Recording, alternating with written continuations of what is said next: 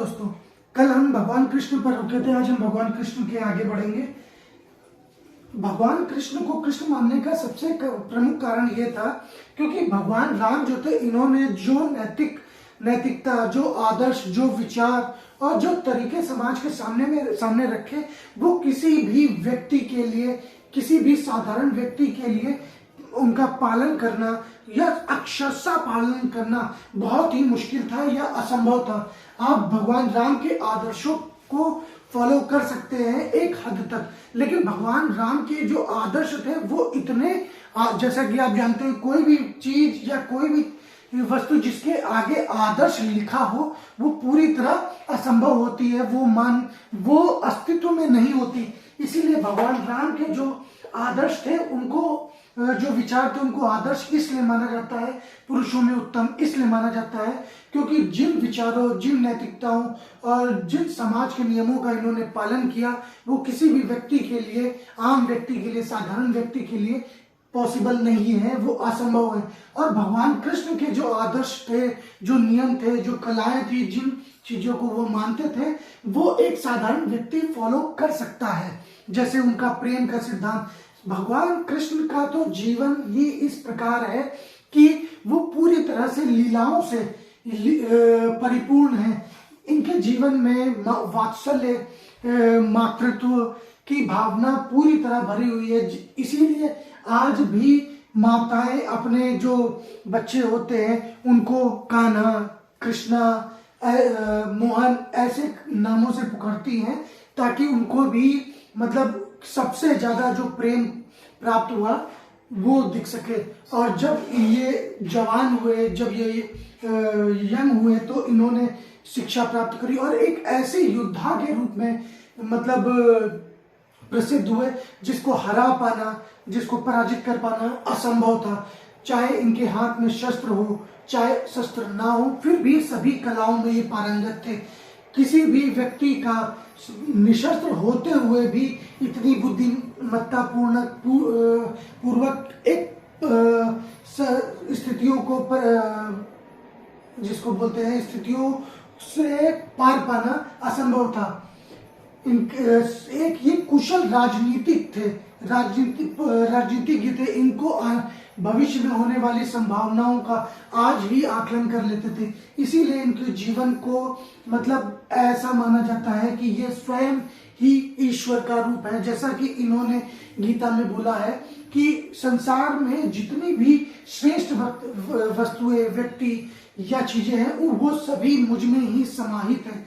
इसीलिए जो हिंदू धर्म के विचारक या उपदेशक थे, इन्होंने भगवान राम और भगवान कृष्ण को देवताओं के रूप में समाहित किया। क्यों?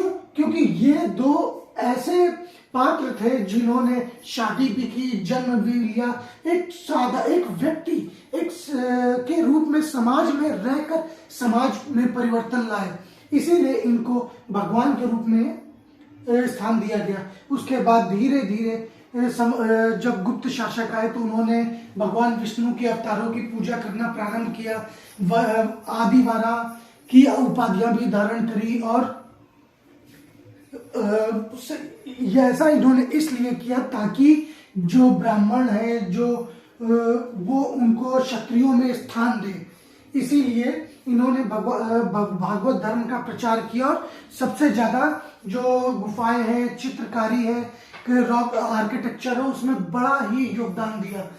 उसके बाद सबसे बड़ा जो प्रहार किया गया बौद्ध धर्म पर ब्राह्मणों के द्वारा, वो ये कि उन्होंने गौतम बुद्ध को भी भगवान विष्णु का नवा अवतार मान लिया।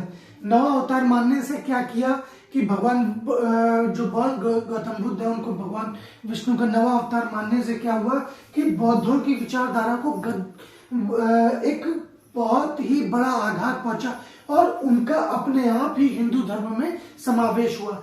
यही वो समय है जब नारद स्मृति, मनु स्मृति, भागवत स्मृति, अलग अलग स्मृतियों का निर्माण हुआ। ये स्मृतियां किस चीज के लिए थी? ये स्मृतियां और कुछ नहीं, समाज के नियम थे कि व्यक्ति को समाज में रहकर किन नियमों का पालन करना चाहिए ताकि पथ भ्रष्ट की परंपरा न जागृत हो। और क्या छूटता है, तो धीरे धीरे बौद्ध और जैन धर्म का, मतलब जैन धर्म तो में ज्यादा परिवर्तन तो नहीं हुआ, परंतु बौद्ध धर्म धीरे धीरे विनाश की ओर जा रहा था। और धर्म में और कुछ बचता है, हाँ, यही वो समय था जब महाकाव्य महाभारत और रामायण और जो पुराण थे उनका संकलन हुआ। रचना और संकलन में अंतर है। रचना बहुत पहले हो चुकी थी, क्योंकि ये वो ग्रंथ थे जिनका एक पीढ़ी से दूसरी पीढ़ी में मौखिक श्लोकों के रूप में आदान प्रदान हो रहा था। यही वो समय है जब इनको लिपिबद्ध किया गया, जब इनका रिटन साक्ष्य प्राप्त होते हैं। तो आज हम धर्म को यहीं से रोकेंगे। और समाज में जो धर्म में 4 वर्ण थे, इन वर्णों के आधार पर ही धर्म में सभी को शिक्षा प्राप्त करना, शस्त्र उठाने के अधिकार प्राप्त थे। धर्मों में, धार्मिक व्यवस्थाओं में ज्यादा परिवर्तन नहीं हुआ था। अभी भी शूद्रों की स्थिति बहुत ही खराब थी। शूद्रों को बहुत ज्यादा मतलब अधिकार प्राप्त नहीं थे। शूद्रों को केवल धर्म के रूप में केवल इतनी ही स्वतंत्रता थी कि वो रामायण और महाभारत के जो श्लोक थे उनको सुन सकते थे, उनको पढ़ नहीं सकते थे। शूद्रों को अपने, मतलब जब वो नगरों में प्रवेश करते थे तो उनको एक ईंटा फेंकते हुए या लकड़ी का पत्थर फेंकते हुए या ढोलकी बजाते हुए प्रवेश करना पड़ता था, ताकि लोग उनकी परछाई से भी बच सके। शूद्रों को अपवित्र माना जाता था और उनकी परछाई मात्र के स्पर्श से भी लोग धर्म भ्रष्ट होने की मान्यता मानते थे। Thank you very much.